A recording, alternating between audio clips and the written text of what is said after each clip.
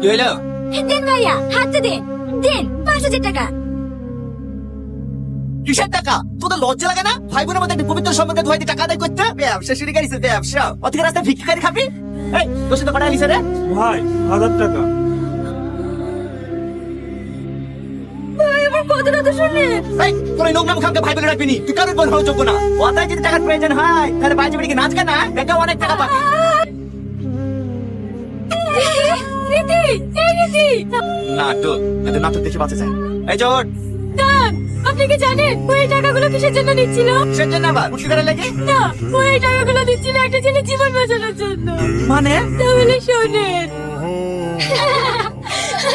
তার কাছে আসলে না আস্তে আস্তে পেট ব্যথা হয়ে যায়, তাহলে একটু বেশি করে দিন। হ্যাঁ, চাল খেয়ে খেয়ে তো তোমার গাল দুটো এত সুন্দর লাল। সবই বুঝি, বুঝলা?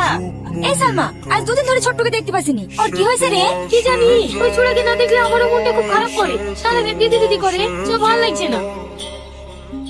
এইটা ছোট্ট শাড়ি না? হ্যাঁ। আপনি কে? ছোট্ট আসেনি? ছোট্ট খুব শরীর খারাপ তো, তাই ও আসতে পারেনি। আমি ছোট্টর মা। কি হয়েছে ছোট্ট? ওর অনেক বড় রোগ হয়েছে মা, ওর বাঁচবে না। কি হয়েছে কি?